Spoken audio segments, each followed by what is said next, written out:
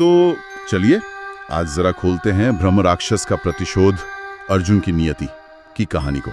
हमारे पास ना इसके कुछ हिस्से हैं जो एक श्रापित गांव के डर और रहस्य को दिखाते हैं। शुरुआत ही देखें तो काफी चौंकाने वाली है। गांव में जैसे क्या मौत का साया मंडरा रहा है, बेरहमी से कत्ल हो रहे हैं, लोगों का खून जैसे चूस लिया गया हो, दिल गायब हैं। हवा में ही एक अजीब सी दहशत है। और फिर गांव के पुजारी हैं, वो एक ऐसी बात बताते हैं जिससे सबकी हालत खराब हो जाती है। वो कहते हैं ब्रह्म राक्षस आजाद है और उसे सब याद है। ये ब्रह्म राक्षस शब्द ये अपने आप में बहुत भारी है। ये कोई आम भूत प्रेत नहीं, ये एक बहुत ताकतवर और बदले की आग में जलने वाली आत्मा का जिक्र है। हाँ बिल्कुल। और ये जो कहा ना कि उसे सब याद है, ये बहुत जरूरी बात है। इससे लगता है कि ये जो हत्याएं हो रही हैं, ये अंधी हिंसा नहीं है। नहीं, ये किसी पुराने बहुत गहरे हिसाब का नतीजा है। शायद एक प्लान के तहत हो रहा है सब। और इसी सब के बीच में है अर्जुन, कहानी का मेन कैरेक्टर। वो बेचारा कोशिश तो बहुत करता है इस मुसीबत से निकलने की, पर जैसे फंसता ही जा रहा है। बार बार वो खुद को उसी मनहूस बरगद के पेड़ के पास पाता है और उसे बड़े अजीब डरावने अनुभव हो रहे हैं। जैसे अपनी ही परछाई में उसे लाल जलती हुई आंखें दिखती हैं। कभी लगता है सायों के बीच कोई सांस ले रहा है। बाप रे। और तो और सपनों में उसे एक भारी सी गुर्राने वाली आवाज सुनाई देती है।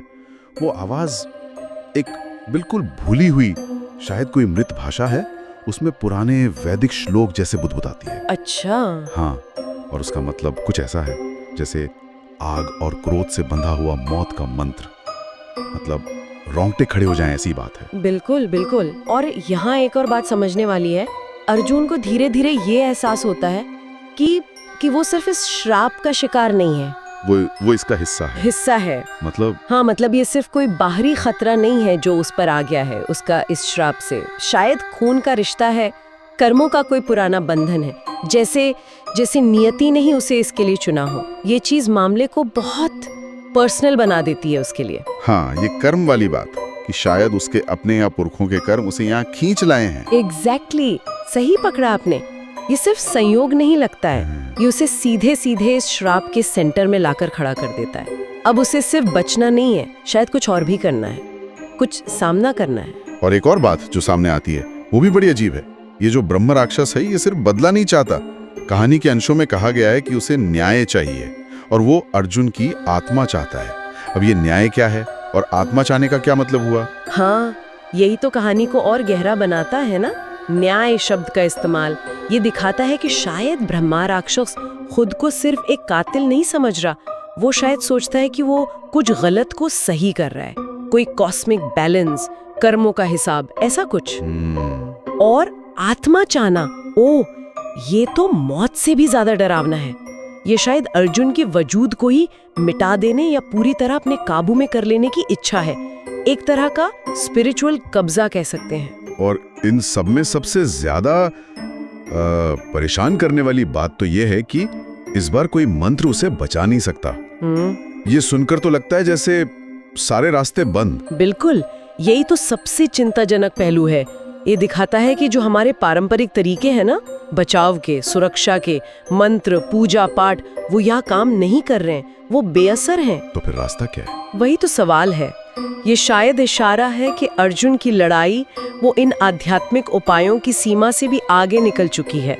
ये कर्म और नियति के इतने गहरे धागों में उलझी है कि उसे आम तरीकों से सुलझाया या काटा नहीं जा सकता। स्थिति बहुत बहुत गंभीर है अर्जुन के लिए। तो अगर हम इन हिस्सों को जोड़कर देखें तो तस्वीर ये बनती है कि अर्जुन एक ऐसे जाल में फंसा है जिससे निकलना लगभग नामुमकिन सा लग रहा है। उसका उस श्राप से, उस ब्रह्म राक्षस से एक बहुत गहरा, शायद किस्मत का लिखा हुआ कनेक्शन है। और ब्रह्म राक्षस का इरादा सिर्फ बदला लेना नहीं है, बल्कि वो जिसे वो न्याय कह रहा है उसे पाना है, और अर्जुन की आत्मा चाहिए उसे। हाँ, और ये सब हमें एक बड़े सवाल के साथ छोड़ जाता है कि अगर सारे पारंपरिक मंत्र, सारे बचाव फेल हो गए हैं और नियति ही अर्जुन को इस भयानक शक्ति से बांध रही है, तो फिर इस कहानी के संदर्भ में न्याय का असली मतलब क्या है? क्या विनाशी अंत है या बचाव और विनाश से परे भी कोई रास्ता हो सकता है? कोई ऐसा समाधान जो कर्म के इस पेचीदा जाल को खोल सके? ये सोचने वाली बात है।